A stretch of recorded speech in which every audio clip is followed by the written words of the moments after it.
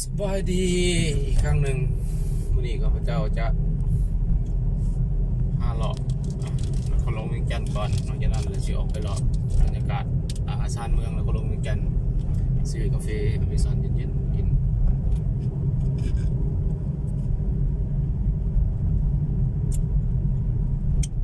มื้อนี้มันเป็นมื้อวันอาทิตย์ตอนนี้ประมาณอยู่3 โมงของวันอาทิตย์แดดก็บ่แห้งบ่ได้มีเมฆเนี่ยหน่อยหนึ่งบนทางค่อนข้างโล่ง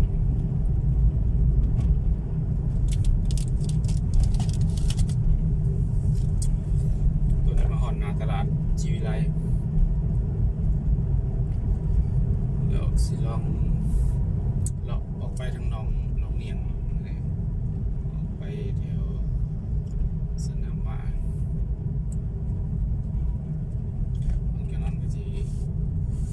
ไปบึงทานหลวง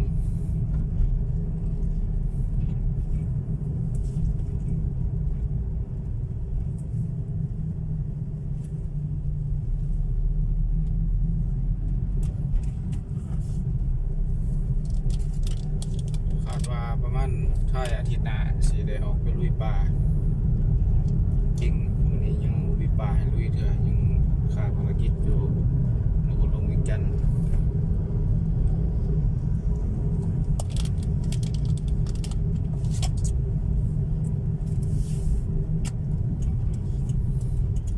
สื่นใจ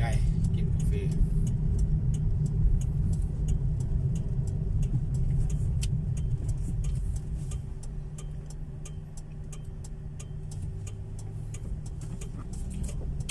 วงเวียนนี่สถานีโทรภาพเนาะที่ทางนั้นนะพระเจ้าใส่สายยาวหอไอฟิลประเทศลาวก่อนเจ้าเลี้ยวขวามาทางถนนโอ้สิถนนยัง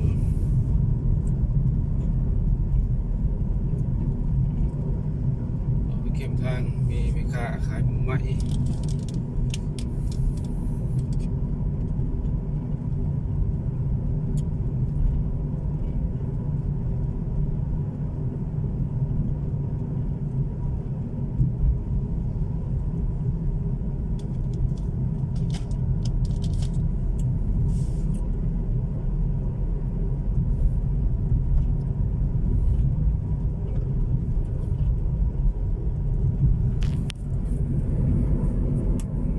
เจ้านี่โซดข้างมาทางหลังพิพิธภัณฑ์ทันสวัสดิ์หลังเลาะไปสิไปพระเดียงหลังพกเนาะ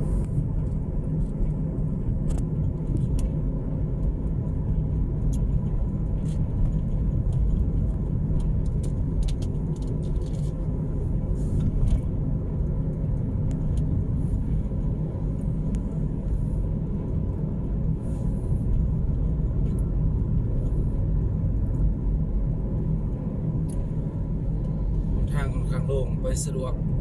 ไม่มีรถติดมานี่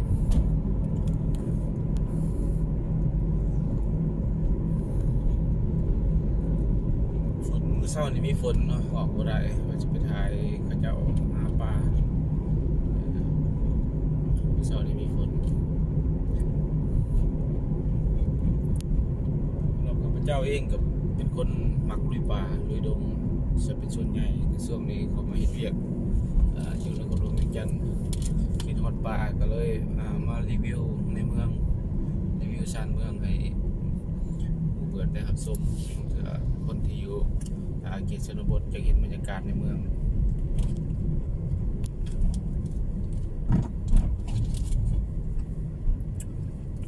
ก็ฮอดไปเรียงน้องเนียงเนาะ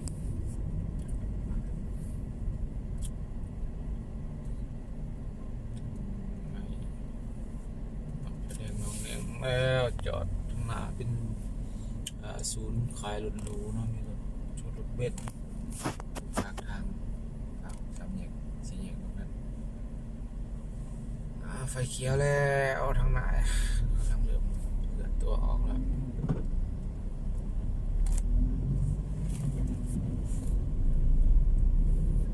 พระเจ้าสิพาขามไปทางนี้ทั้งเมืองขวามือเนาะ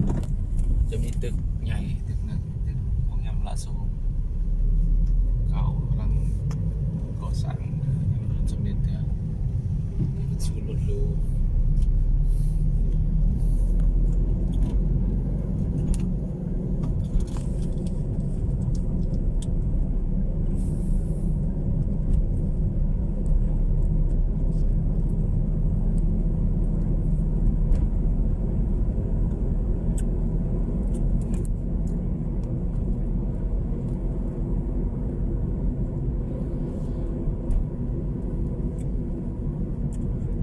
แล้วนะอาหารลมกระเล่นคำหัวคลองน้ำน้องเนียงเดือนที่สองก่อนมีคนตึกเบียดตึกป้าบอกมีคนตึกเบียดตึกป้าสิขอลงไปรีวิวแล้วก็เจ้า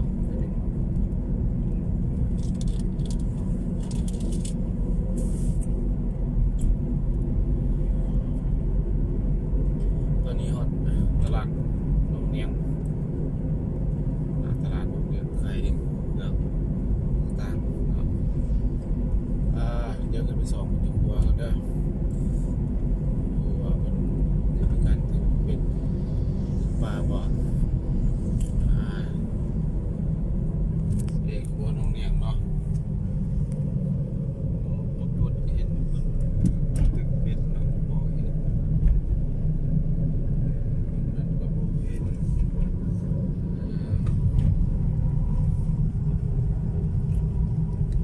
ตึกเป็นไปต่อเห็นคนงงบ่อย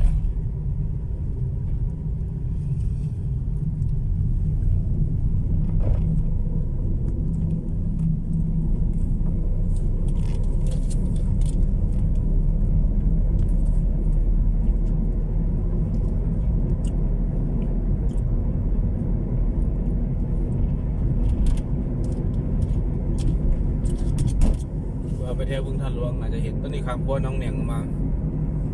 ทางไปตรงสะอาดงามแล่นรถสะดวกดีแต่ทางมีร้านอาหารนะปิดหัวมีส่วนอาหารหลายอย่าง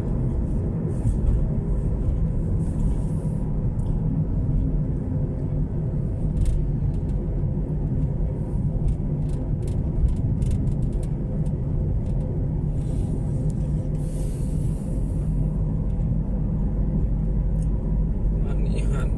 เบียร์สดน้อยเบียร์สดน้อยเบียร์สดนี่รู้สึกว่าจะไปแสดงว่าธุรกิจของคนไปได้ดี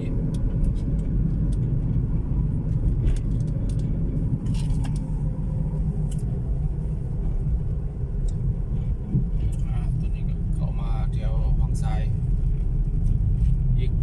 ไปนี่บดลก็จะฮอดตลาดบึงท่าหลวง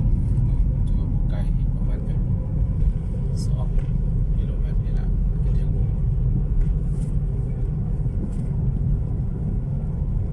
เนาะเบิ่งคือฝนสิตกสิครึมๆบ่อยากก็แตกดีหน่อยจ้ะกำลังเดินทางจากเชียงดาสิออกไปทางหนองไห้เพราะว่ามากับโมหลังๆโมว่าสิไปพาไปเบิ่งน้องคือเจ้าแข่งขันตึกเบ็ดถือว่าเป็นน้องบ้านชื่อดังอยู่ในเขตนครหลวงเวียงจันทน์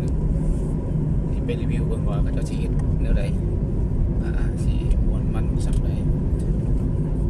หลังจากที่เลาะในนครหลวงมาหลายชั่วโมงก็ยังบ่ฮู้บ่ที่จะไปครับก็เลยว่าได้โอกาสมาลองเบิ่งอีกบ่นาทีก็สิฮอดละเป็นน้องแข่งขันเนาะเป็นน้องแข่งขันเมื่อก่อนนี่กลายไปเห็นคนตึกเป็นจำนวนหลาย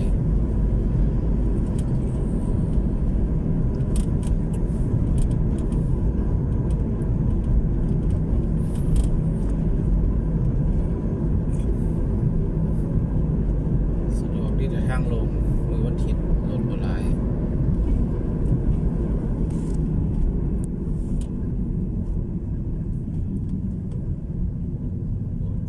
นั่งนอกอีกน้องๆลูก2 คน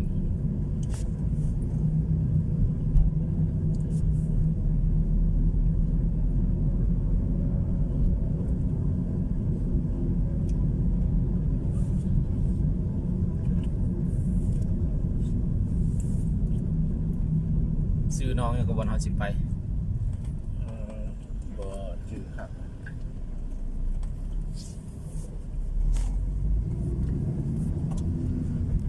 อ้าวฝนตกซ้ำไป โอ้ยมังนัดเน่าจักเด้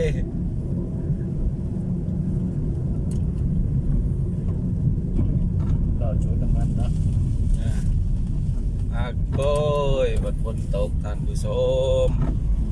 ใกล้สิฮอดแล้วบัดฝนตกแล้วกัน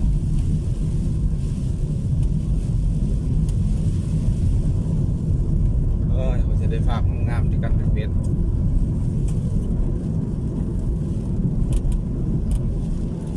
มาฝนตกซ้ำบาดนี่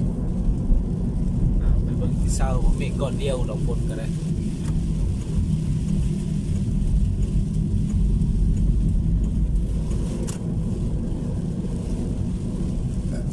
มาเบื้องนี้ท้องฟ้าคือว่าถึงนาเลยวะเบื้องนั้นบ่มีโอ้ยเบื้องข้างล่างเราเป็นแต่ตื่นมาเบื้องนี้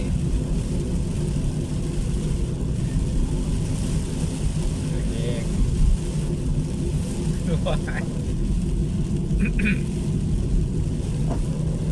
ช่วงนี้บ่ได้ออกบ่ได้กลับบ้านก็เลยบ่ได้ถ่ายป่าถ่ายดงเราถ่ายในเมืองก่อนถ่ายวิถีชีวิตของคนหาปลาในเมืองเดี๋ยวไปหาอยู่ใส่กันต่างกับอยู่เขตชนบทอยู่แถมแคมป์ของแคมป์แม่น้ำที่พื้นของปูหาปลา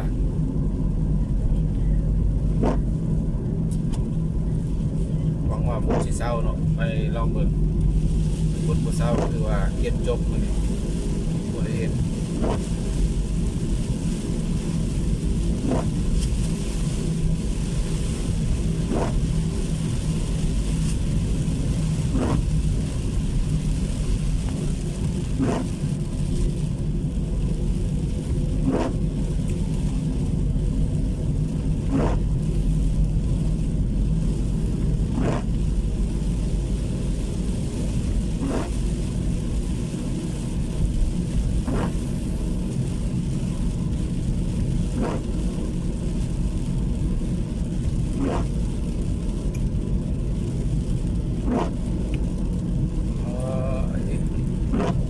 ทางคือเมฆหนาขึ้นคือสิบเศร้าไง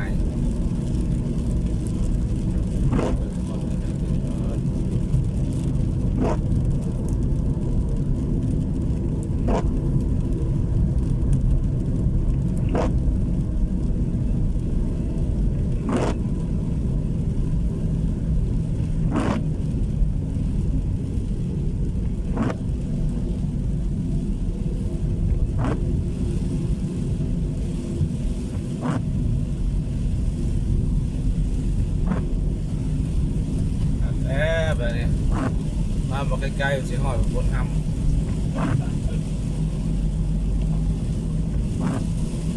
โรงงาน CKL นะเกิดเด้อเถอะ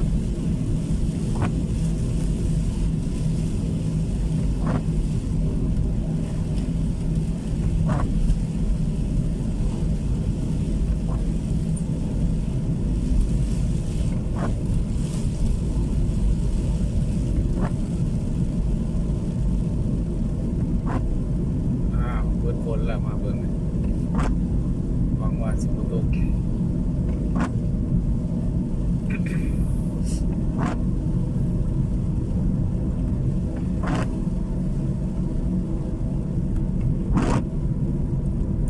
ห้แน่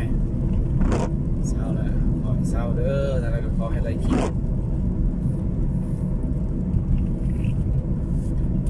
มันอยู่ในเมืองนนท์คิดฮอดบรรยากาศการหากินธรรมชาติรู้จักบ่อนสิไปก็เลยไปหาเลาะบ่อนหนองมันจะมีการแข่งขันตึกปลา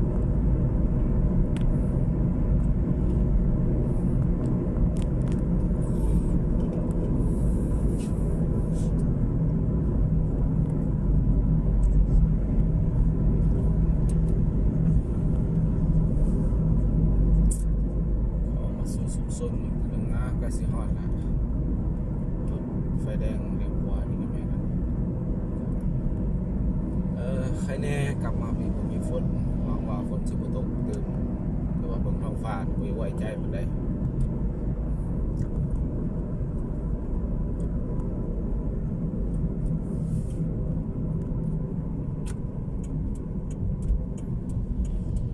ชื่อเป็นนี่ช็อตใช่ชื่อเป็นนี่ช็อตใช่ ของเวลา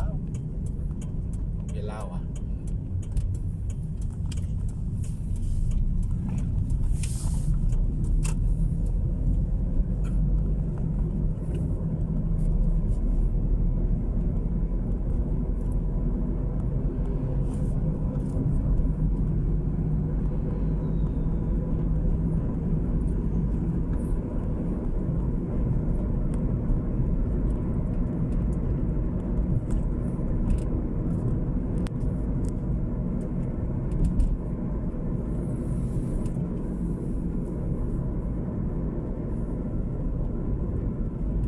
อันนี้ก็สู่บรรยากาศทุ่งนา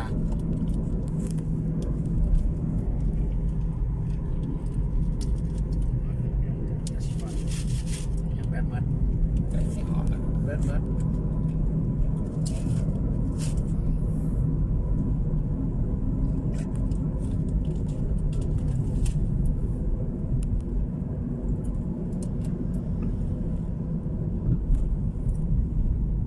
นี่คือจะตึกสนุก หล่อแค่ไหนก็ได้ผมจะ นี่เด้อคือจะตึกน้องนี่ตัวจะลดใช้ระหว่างนี้ เอาได้คุณแล้ว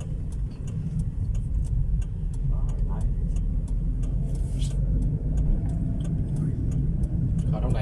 บางวันจะคล้องเราอยู่นี่แหละนี่แหละ อยู่กับบ่เป็นหยังสบายดีมื้อนี้ข้าพเจ้ามาเลาะก่อนถ่ายวิดีโอเนาะอยู่คนลงนี้จัดเรียกว่าหาบอนขนาดธรรมชาติค่อนข้างยากนะเนาะเพราะว่าเป็นในเมืองเป็นวันที่อยู่ในเมืองเลยว่าเลาะมาแล้วนี่บอนติ๊กเบ็ดบอนหนึ่งอยู่ในคนลงนี้จัดคือว่าเห็นเป็นติ๊กเบ็ดได้หลายก็เลยว่าสิลงไปขอถ่ายวิดีโอนั่นเจะคล้าของน้องคนอยู่นี่เนาะเป็นเพิ่นเอาปลาขึ้นมาขาย เดี๋ยวข้าพเจ้าจะเบิ่งปลาที่เพิ่นขายเนาะ โอ้โหหมดปกติ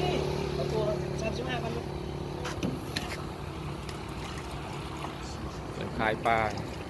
เนาะเดี๋ยวเบิ่ง ได้กินได้ดีกว่า อืม ไม่กินเดือนของเขาเลย พอดี กินไม่ได้ เจ้าของน้องปลาบ่เนาะสบายดี เราสบายดี เนาะอันนี้มันน้องปลาหยังเนาะ น้องป้าน้องไห้เด้อ น้องปลาน้องไห้แม่นอยู่บ้านน้องไห้เนาะ นั่นแหละที่บ้านน้องไห้ใหญ่ น้องไห้ใหญ่อยู่นครหลวงเวียงจันทร์แถวใต้ดอนกอยออกมาถ้าว่าเขามาแต่ในเมืองตอนนั้นมื้อนี้เนาะสิให้เอ้ยพาเลาะอยู่ น้องก่อน น้องของพวกเฮาว่าบรรยากาศเป็นอะไรติดตามเลยผมไปเลย เปิดตู้วันเสาร์นี่เปิดเด้อ วันนี้เป็นมื้อวันอาทิตย์เนาะแต่ว่าอากาศบ่อยากดีปานใดจะครึมๆลมๆนิดนึงปกติเพิ่นว่าลูกค้านักตึกปลาพวกเฮานักกีฬาตึกปลาของพวกเฮาจะหลายแต่มื้อนี้บ่หลายปานใดก็เอาลองไปรีวิวเพิ่นเอาน้ำหนาเลยน้ำหนาเลยไปลองสอบถามผู้ที่เพิ่นตึกไปได้มานบ่มื้อนี้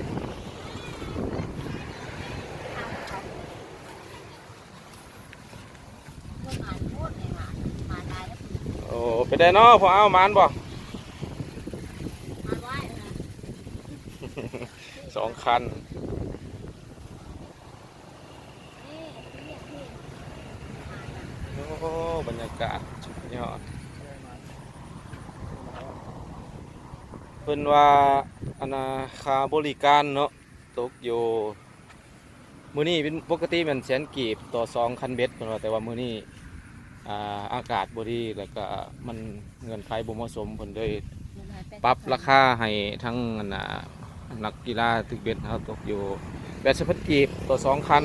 ต่อ2,000 เออ นั่นแหละ80,000กี่ต่อ2,000แต่ว่าคันม้าสวยเขาก็ลดลงคือกัน เอ อ๋อขึ้นกับชั่วโมงเนาะคันว่ามาเต็มชั่วโมงเริ่ม ตอนเช้า โดยเริ่มจักโมงหาจักโมงกันเด้อตอนเช้า ก็แต่5 โมง 5โมง หา6 โมงแรง 5โมงเช้าหา6โมงแรงโอ้เนาะก็ถือว่า จ้างหาแล้วก็ไปสิมากินปิ้งโคปิ้งป่าบ่บ่ต้องเป็ดกับมาลินได้ อ๋อมีตูบให้นั่งเนาะสังเกตเห็นตูบอยู่ 3-4 ตูบ อาหารการกินมีเบียร์มีหยังเครื่องดื่มก็มี อาหารการกินนี่มันเฮาต้องตึกเบ็ดมาเฮ็ดเอาเองบ่หรือว่าสั่งเอาสั่งสำเร็จรูปได้บ่ ข้าวหันหาสิสร้างอาหารประเภทข้าวพี่หยังหันก็สร้างได้ แต่ว่าเรื่องป่าหันแล้วมันเฮาสิตึกกิ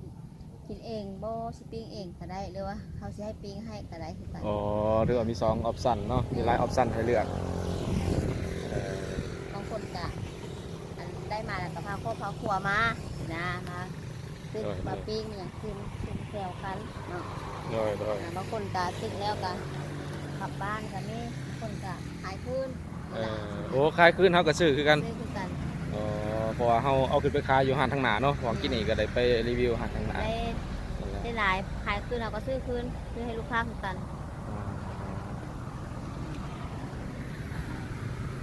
โอเคเอานำไปทางหมดเลยเนาะ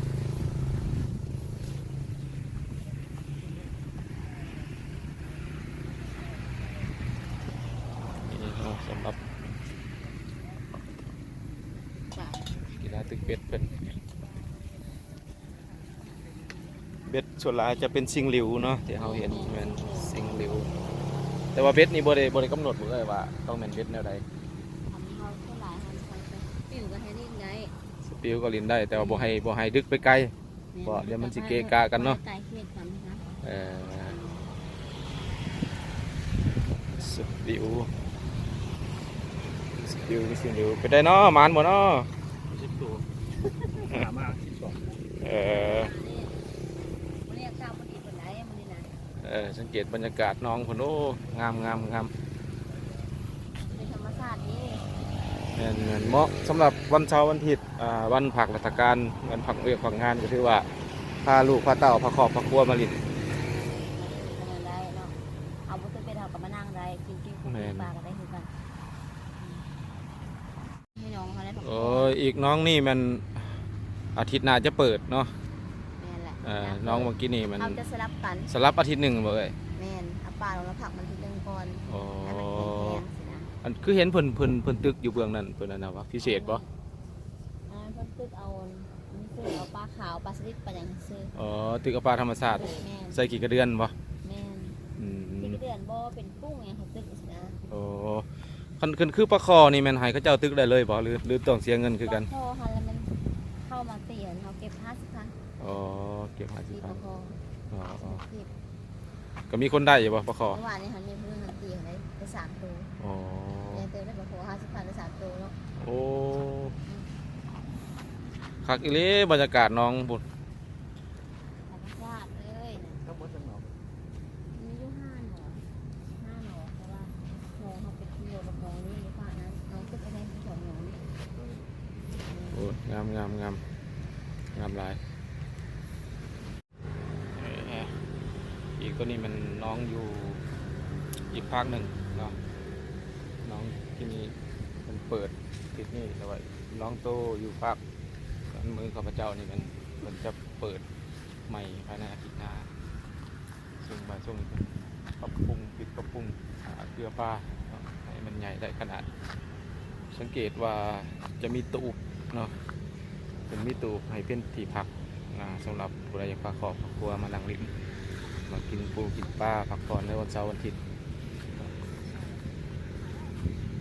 ก็ดูบรรยากาศดีหลายในจุดนี้เดี๋ยวมือหน้า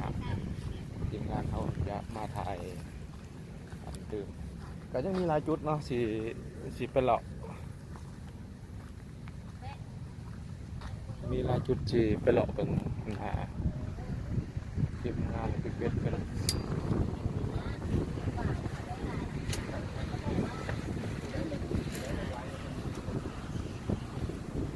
งาม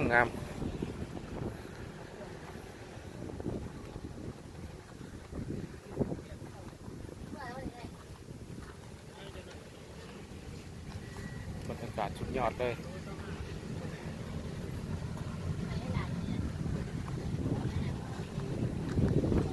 มีอีก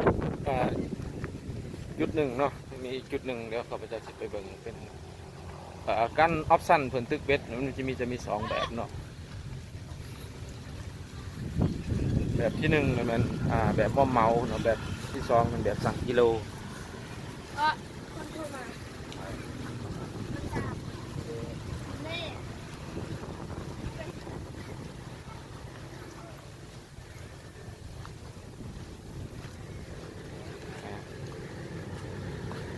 พาไปเบิ่งมีบอลคนตึกปลาแบบธรรมชาติเจ้าสีปลาผักผสมไปเบิ่งตึกได้เท่าไหร่โอ้น้องขับไปดิเหมาะกับตึกประคอเราเป็นปลาธรรมชาติ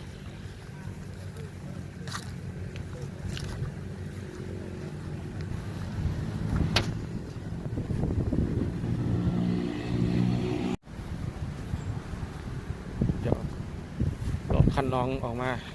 เอานี่เมื่อกี้นี่แนบเห็นคือจะตึกเบ็ดอยู่หัวไปทำไดแล้วสองดูก่อนเห็นคันเบ็ดวันนี้อากาศพอดีนักกีฬาตึกปลาโบราณฝนตกโอ้ปลาบอนโอ้ไม่ปลาอย่าง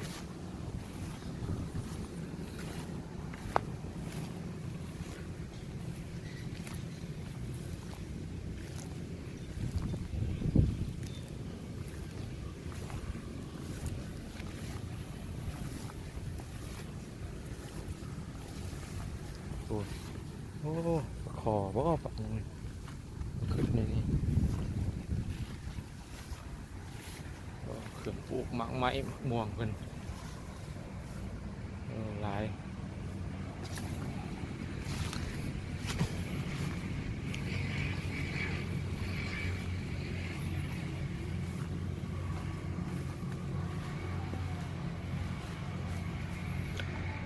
นี่เป็นห้องครัวของเพื่อนเนาะเดี๋ยวเขาจะนั่งทานไปเบิ่งอยู่อีกด้านหนึ่งของน้องธรรมศาสตร์ชุดยอดรู้มังนัดมันมีมังนัดมีสวนมังนัดพร้อม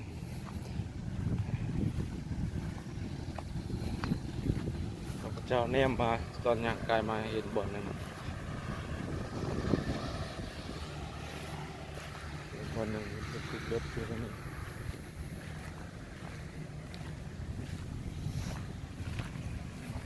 นี่เห็นคนเลยนักตึกเป็ดไปได้มันบ่โอ้ยหาก็ได้ปลาตัวเดียวหามาอันคือบ่ไปตึกบนเพิ่นตึกหลายๆหันคนละแนวกันบ่อันนี้เอาคิดเป็นกิโลโอ้คิดเป็นกิโลอันนั้นคิดเป็นตันโอ้อันนั้นแบบม่อมเมาเนาะได้จากโลเขาก็สร้างเขาเลยโอ้บ่ได้ก็บ่ได้เสียเงินเนาะแล้วก็เจ้าเหมาดิแล้วเขาจ่ายเป็นคันดิจ่ายเป็นคันเบิดมือเลยจ่ายเป็นคันนี่ก็มีความเสี่ยงเลยเนาะเสี่ยงทั่วเบิดมือบ่ได้ปลาบ่โตนี่ก็ลุบมันบ่แม่นหลายมันก็เสี่ยงเพิ่นนั่นแหละอันนี้ยังว่าเฮาตึกเอาบ่ได้เลยก็แล้วไปได้มีปลาเค็งปลาหยังบ่ปลาเค็งก็มีแล้วบ่ทันปลานิ้นนะปลานิ้นน้อยหลายบ่โอ้เดี๋ยวไปตึกแล้วนะเดี๋ยวเอาเบิ่งช่วย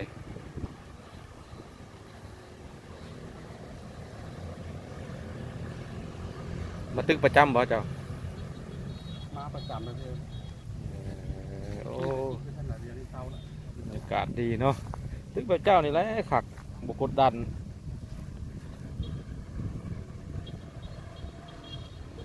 ตอนนี้เป็นแก่จุดแก่จ่อยเราก็จะก็มักอยู่หากว่ามีเวลามีโอกาสจะตึกขนาดนี้ลองตึก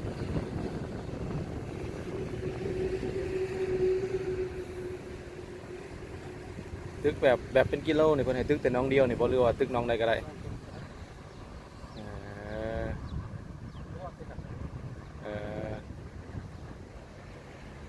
เมื่อกี้นี่คอยถ่ายวิดีโอมาน้องโตบอนมีหานพระนี่หอนบูชานี่คือว่าบ่อนบ่ไงบ่ไงปลาใหญ่ตัวใหญ่ปลาคาราปลาสวายตัวใหญ่ละโอ้ยเหยื่อต่างว่ามันกินหรือว่าเหยื่อเดียวกันนี่ นี้แล้วตัวใหญ่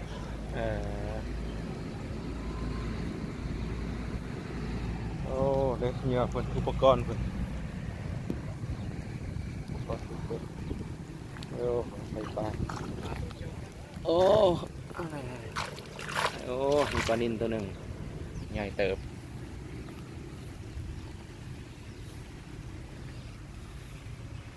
ฝนเริ่มมาแล้วบาดนี้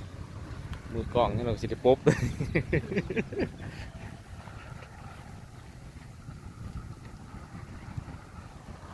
ยังบ่ทันมีปลาวับมาบัดเดียวกำลังรุ่นน้ำเพิ่นอยู่กับคนที่มาไล่ซ้ำเนี่ย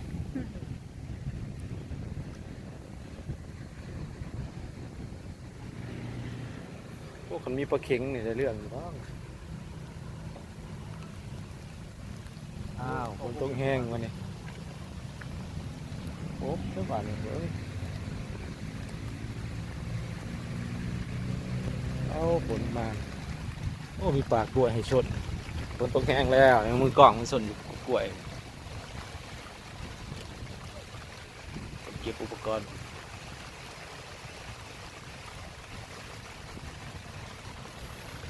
มันนี้อากาศบูเป็นใจปันใดมันมีฝนตกแห้งเราไปเจ้ามะลีอยู่ในป่ากล้วย รุ่นปลากินเบ็ดนั่นเองบรรยากาศเนาะปลากล้วย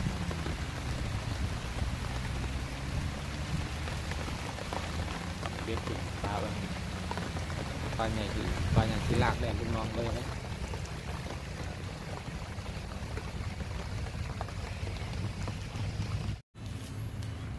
เลาะเบิ่งบรรยากาศหอบน้องอีกเบื้องหนึ่งบรรยากาศโอ้น้ำลายอากาศดีเครื่องปลูกกองฟังคุณกระไร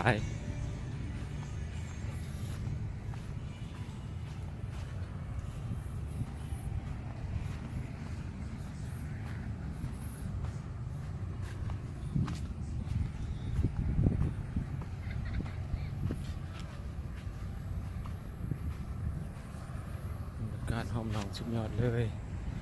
ปลาไผ่ปลาหน่อไม้เบื้องหลังเป็นทุ่งนา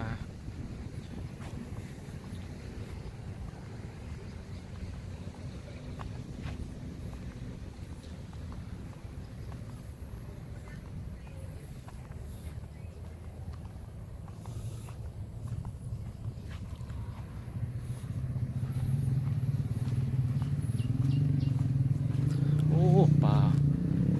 บ่อนตัวบ้างใหญ่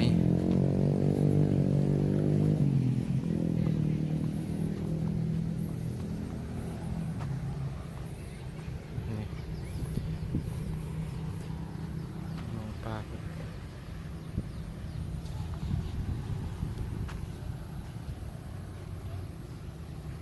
โอ้ปลาคอเลี้ยงลูกสังเกตเฉพาะเห็นแม่มันกินนี่เห็นบ่ครับช่วงนี้บ่น้อยลูกปลาคอพ่อแม่บอนใส่ทางหน้าเนี่ยมันเป็นบึงทันหลวงเนาะทางขาไก่เรียกไก่บักสองไก่ครับไก่มีเป็ด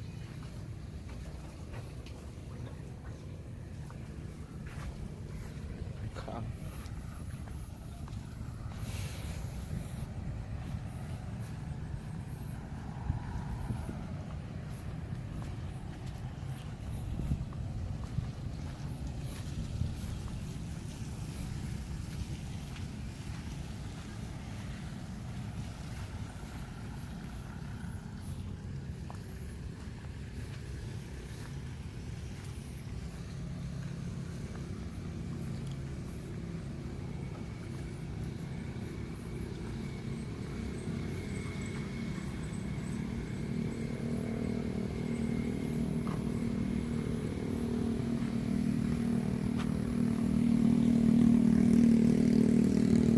คอเลี้ยงลูก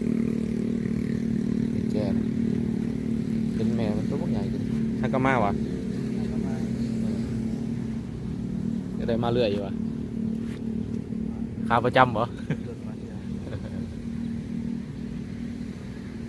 ยังบ่ทันเห็นปลาจากตัวเนาะโอ้ปุถอยเคยได้หลายสุดจากโลโอ้18 โล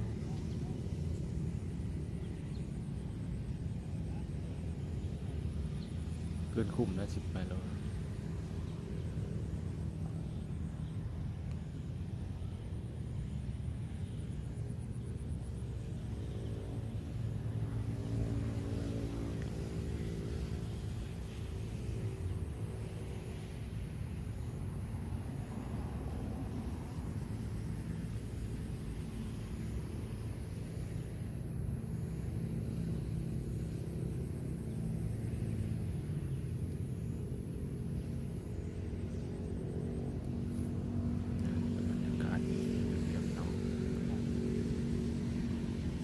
รู้สึกว่าดอกฟ้ายังคึมนะไอ้หนึ่ง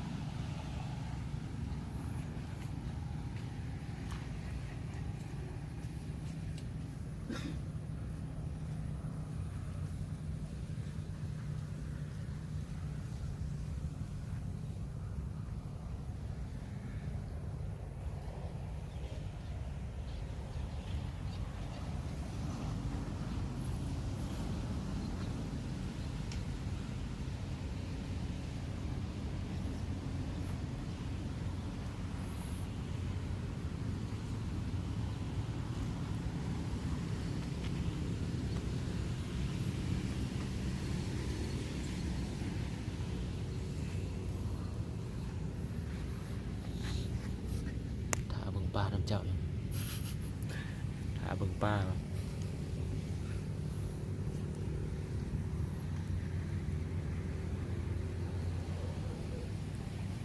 เบ็ดตะกร้อมันบ่ให้ลงว่ะตะกร้อมันก็ให้ลงอยู่ว่ะ ก็ อ่า ลงเลย อ่า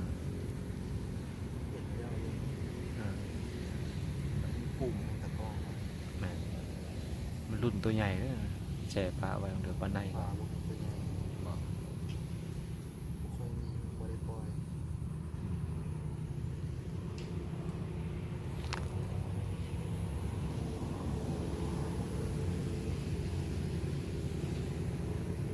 เลี้ยงมาเลี้ยงมา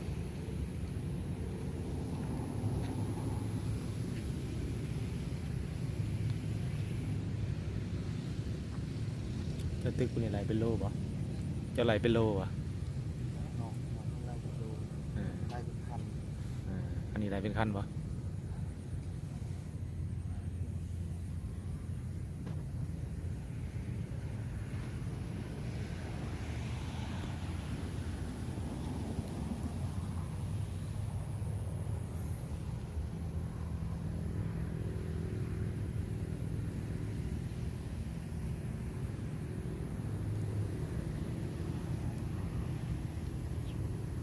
โอ้โห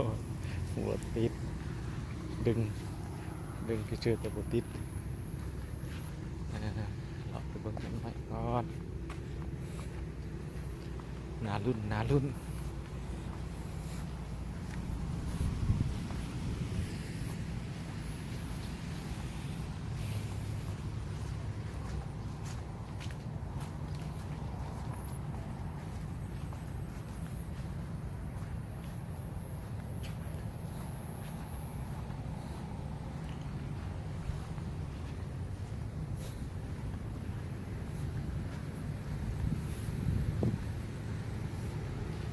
บรรยากาศชุดยอดเลยโอ้มันเป็นทุ่งนา บ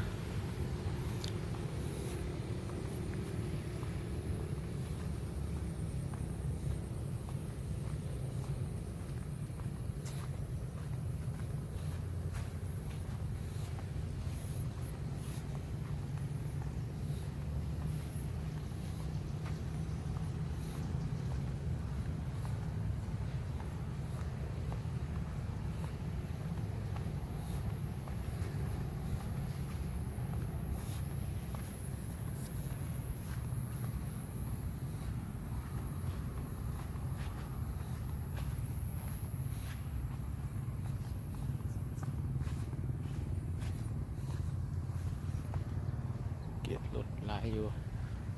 เบิ่งอันนี้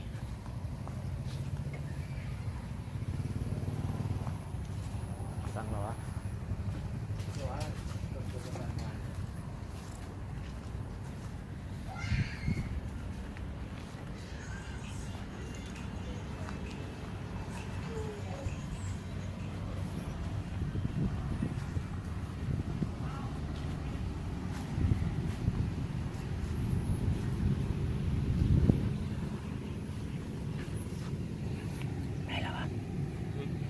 ได้ปะสุดท้ายได้ปลาอย่างสุดท้ายเคยได้ปลาอย่าง กันนี้ ตอนนี้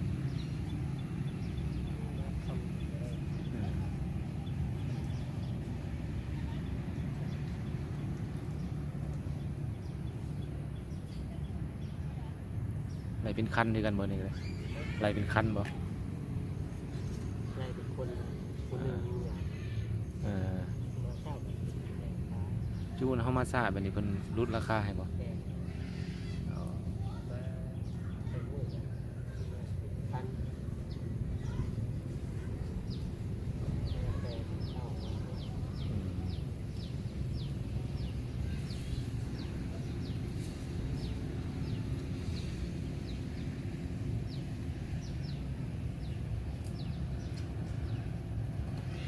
ก็เห็นปลาขอมันเลี้ยงลูกอยู่ในแก่แม่มันโผล่ขึ้นมาเลยรีบลงโผล่ขึ้นเลยรีบลงเบ็ดเหยียบป้อมไปแกว่งยังบ่ได้เลย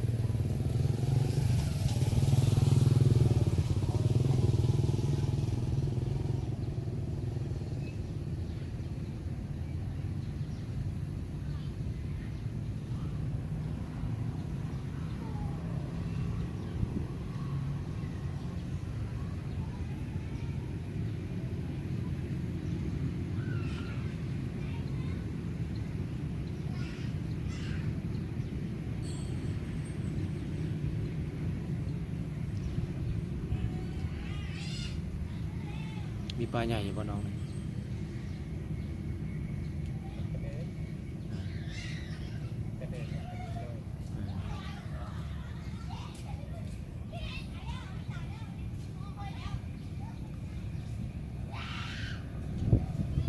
บ่ได้ลงตึกอยู่คลองนำบ่บ่เคยลงคลองบ่ ลูกของ อ่า เป็นเดินไปเรื่อย บ่ลงเรือบ่หรือตึกอยู่ฝั่ง ๆ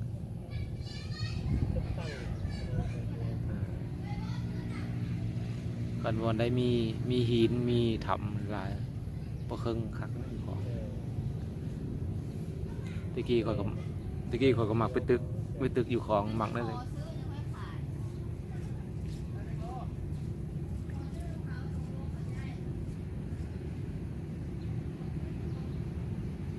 มันลงทุนหลายไปของน้ำมันรถน้ำมันเรือไปต่อก่อน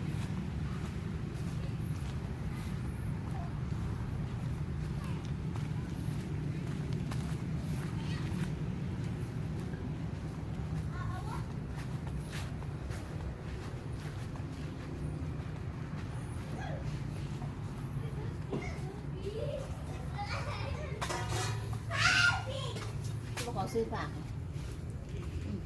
เดี๋ยวไปเบิ่งฝากพวกนั้นก่อน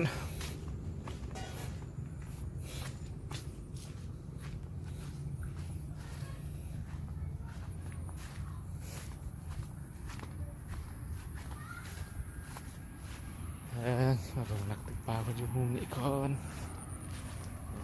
ฝนเศร้าแหละมาใหม่กำลังม่วนเมื่อกี้นี้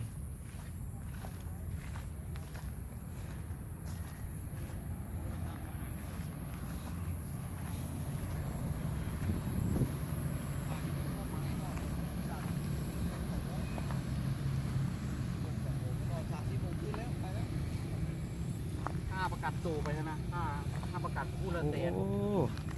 มานเลยเด้ในฝนเศร้าเนาะ ไปแล้วนะไปหาแค่นี้มีเขาผู้ที่ยกที่เขานะเขาประกาศให้นะเขาบ่แม่นธรรมดา อันนี้โอ้ได้ครับเด้ อย่าบ้าเจอเรื่อง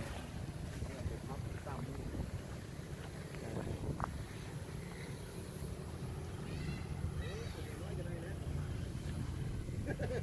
ใจอยู่บ้านเราบ้านจังเลยนะมาที่คนไปแม่ได้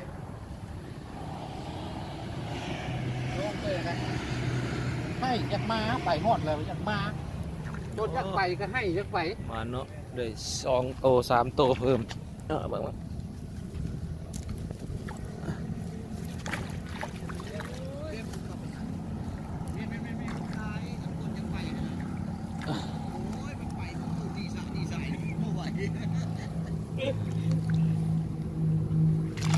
โอ้แล้วแรงเลยเด้มื้อแรงนี่เนาะโอ้มันเป็นน้ำข่อยมาเฝ้านี่บ่จักยังบ่ถือมาแล้วนี่ มาถูก ตาย ปีนแก้มเหล่าได้หน่อยเนาะพักได้นี่หน่อยโอ้ปล่อยไปเนาะปล่อย ใหญ่ ปลาไปให้มันใหญ่ก่อน คิดแหงเนี่ยคิดแหงข้าวขาดลิฟต์อยู่ไหนลิฟต์ปั๊บได้จะนอน โอ้ครับอยู่น้องนี่มีอันพวกปลากินหญ้าบ่อย มีปลากินหญ้าจะได้ โอ้ ปลากินหญ้าปลาลายตัวนี้อยู่นี่แหละเธอมันปลาในปลาใน ไปกินหญ้า ขึ้นอยู่นี่แหละปลาในครับตัวไง โอ้กระชั้นแบบนี้นี่ตะกร้อให้ลงอยู่บ่ตะกร้อ บ่ ให้ลงเนาะ ให้ลง มันว่าลงตะกร้อทิ่มตะกร้อปลาไว้นี่โอ้ เรียบร้อยแล้วปลาในนี่นะ โอ้ปลาในปลากินหญ้าแล้วหมักเขา มือนั้นมีน้อยที่จะมาเขาเอาเป็นหมองได้3-4ตัวซ้อนกัน เบ็ดมอง เก็บเขาขึ้นไปอยู่มันเขาบอกเอาเมียนะให้เขาเอาเมีย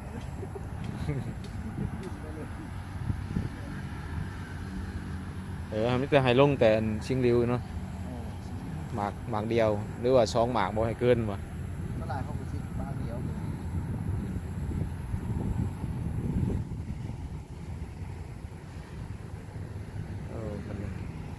บรรยากาศในเรื่อง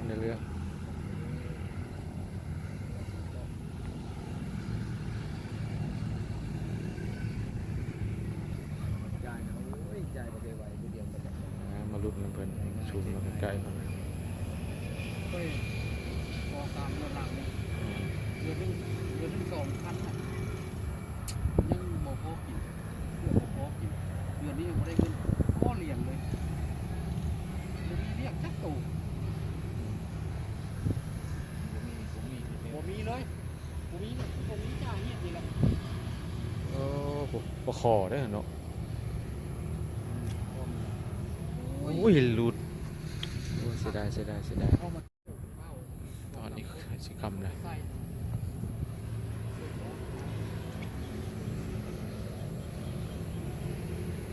เข้าใต้4-5 เดือนแล้วมากตอนเข้าใต้แล้วมันก็ปิดฟ้า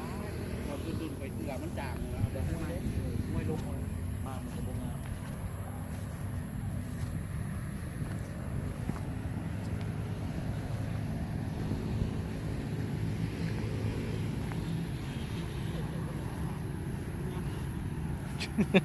เบิดโมงกินแล้ววะ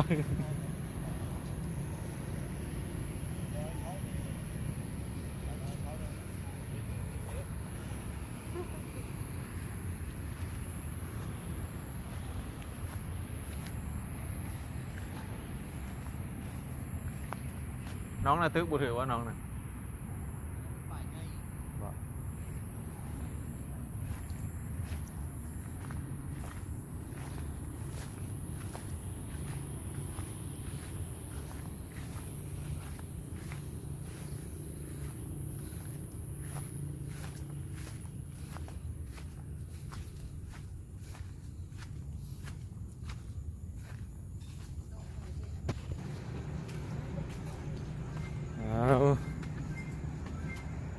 ตอนนี้กำลังก่อเตาทีมงานได้แล้วป่ะปลา สายต้นเป่าถึง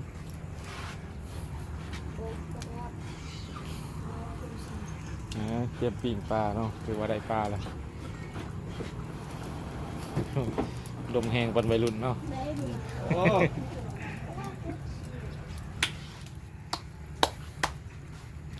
จุดตาแดงเป่า บรรยากาศรูปนั่งโอ้ทางหลังเนี่ยติดทุ่งหญ้า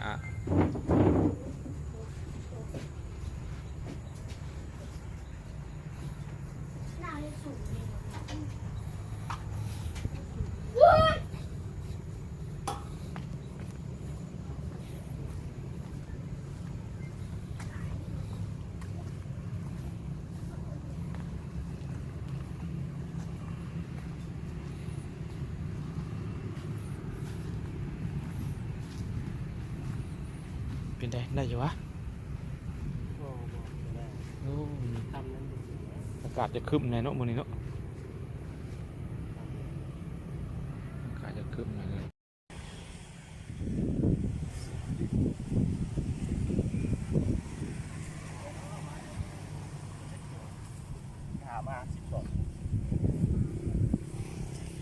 บ่หันหมานแม่นบ่ 11 โมงแล้ว อ๋อ สวย งานจะต้อง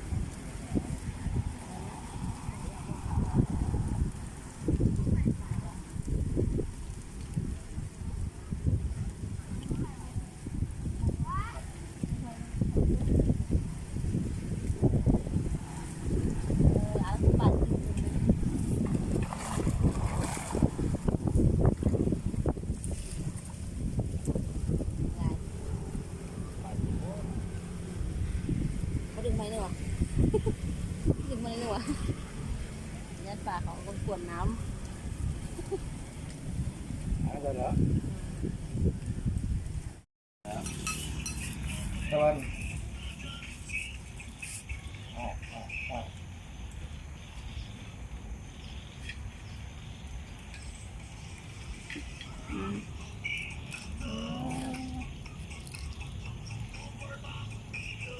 แซ่บ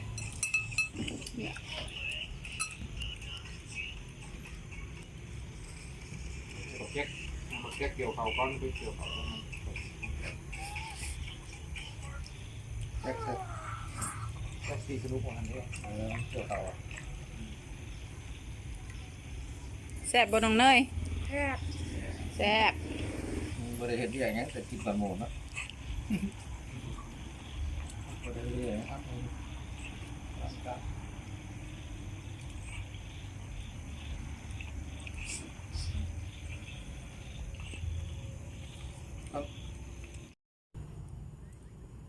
เป็นของ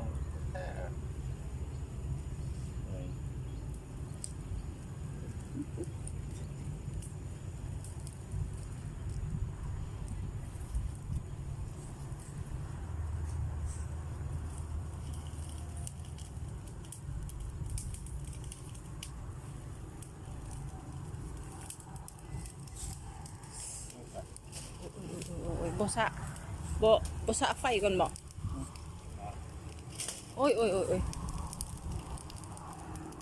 ยังหมดตายครับโอ้สิ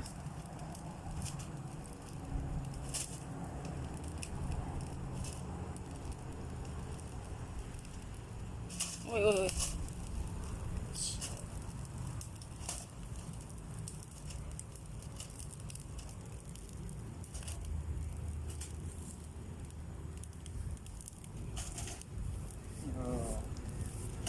ครอบครัวมือใหม่นะ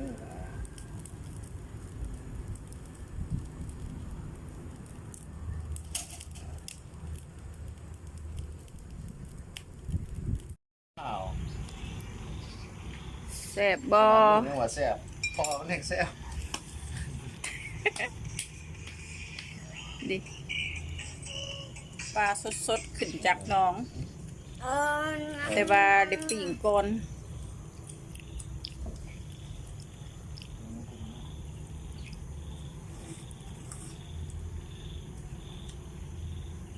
ไว้เบียร์ด้วย บ่เห็นแก้วเบียร์ทางจับจอกเบียร์อยู่ นำสมุนไพร สมุนไพรอ่ะ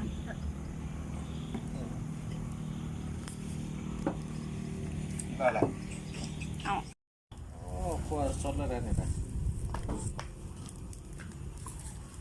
แบบอาหารหมูมี่ไหนเนี่ย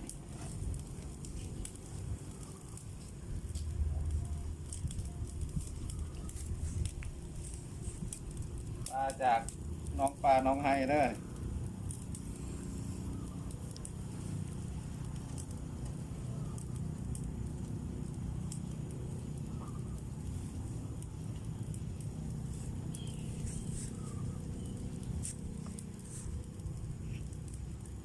โปะเกลือเข้าไปให้มันนัวทั้งใน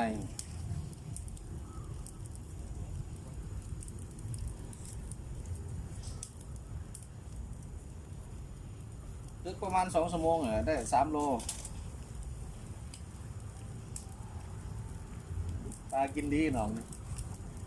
ตึกเล็ดปลากินเนื้อไม่ต้องรอถ่าโดนจะนายได้กินจะนายซุปสีโซ่ให้เบิ่ง เอา จะได้ซุปก่อนกินก่อนเลยโอ้เป็นตะกินแท้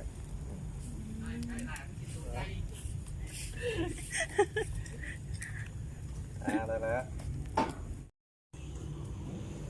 นิ้วเปล่าปะ ปลาสด ต้องนอนไหมกันนอนออกก่อนนอนออกก่อน ๆ